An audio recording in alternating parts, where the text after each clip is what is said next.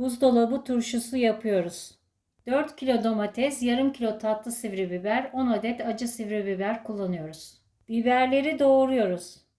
Domateslerin kabuklarını soyup küp şeklinde doğruyoruz.